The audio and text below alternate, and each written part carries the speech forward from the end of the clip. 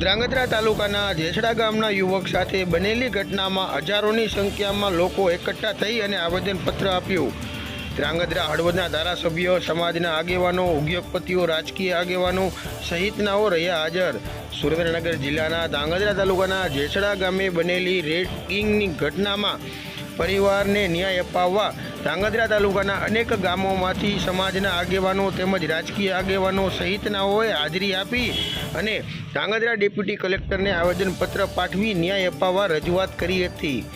જેમાં જાણવા મળતી માહિતી અનુસાર પાટણ જિલ્લાના ધારપુર કોલેજમાં ઘટનામાં જેસડા ગામના યુવક સાથે બનેલી ઘટના સંદર્ભે આરોપી સામે કડકમાં કડક કાર્યવાહી કરવામાં આવે અને સાથે જ કોલેજના વહીવટી અધિકારીઓ સામે પણ સખ્ત વલણ અપનાવવામાં આવે તેવી માંગ સાથે ધ્રાંગધ્રા ડેપ્યુટી કલેક્ટરને આવેદનપત્ર પાઠવી ન્યાયિક માંગ કરવામાં આવી હતી। સાથે જ આવેદનપત્ર સમયે ધ્રાંગધ્રા હળવદના ધારાસભ્ય પ્રકાશભાઈ વરમોરા, જિલ્લા પંચાયત સદસ્ય છત્રસિંહ ઉર્ફે પપ્પુભાઈ ઠાકોર, ઉદ્યોગપતિ જયેશભાઈ પટેલ, ગીતાબેન પટેલ સહિત પાટીદાર સમાજના આગેવાનો, રાજકીય આગેવાનો, ભાઈઓ તથા બહેનો હજારોની સંખ્યામાં રેલી સ્વરૂપે નીકળી અને ધ્રાંગધ્રા ડેપ્યુટી કલેક્ટરને આવેદનપત્ર પાઠવી આરોપી સામે કડકમાં કડક સજા કરી અને કોલેજના વહીવટીતંત્ર સામે પણ કાર્યવાહી કરવામાં આવે તેવી માંગ કરી હતી।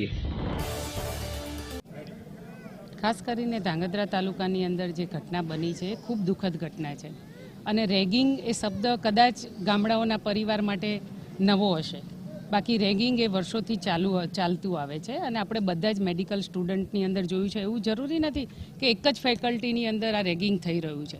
રેગિંગ એક સમગ્ર ગુજરાતની પણ દેશ માટે સૌથી મોટું દૂષણ છે। આજે રેગિંગમાં જે આપણે નટવરભાઈએ દીકરો ગુમાવ્યો છે એ ખરેખર ખૂબ દુઃખની વાત છે, કારણ કે રેગિંગ થતી વખતે હું આના માટે સ્ટુડન્ટોને જવાબદાર એટલે ગણું છું અને સાથે સાથે મેનેજમેન્ટને પણ જવાબદાર ગણીએ છીએ અને પ્રિન્સિપલને પણ જવાબદાર ગણું છું, કારણ કે એ કેમ્પસની અંદર જ્યારે રેગિંગ થતું હતું ત્યારે પ્રિન્સિપલ કે મેનેજમેન્ટ ટીમ ક્યાં હતી?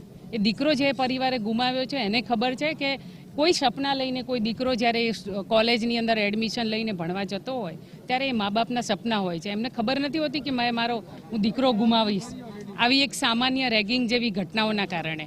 અને હું એવું માનું છું કે ગુજરાતની અંદર તમામ યુનિવર્સિટીઓ, તમામ કોલેજોની અંદર આ એક મોટું દૂષણ છે અને એક દાખલો બેસાડવો હોય તો એક દાખલો બેસાડવા માટે એ સ્ટુડન્ટોને કાયમી માટે સસ્પેન્ડ કરી દેવા જોઈએ, જેથી કરી ભણવા લાયક ન રહેવા જોઈએ।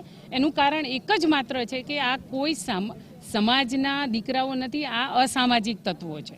અસામાજિક તત્વોનો કોઈ સમાજ નથી હોતો। આવી રીતે કોઈના દીકરા ગુમાવવા પાછળ આજે આ ઘટના બની છે, કાલ કોઈ બીજી ઘટના બનશે। આવી રીતે ગુજરાતની અંદર કેટલા મા બાપે પોતાના દીકરા ગુમાવવાના, પોતાના દીકરાને એક સ્વપ્ન જોઈ અને આપણે મોકલતા હોય છે।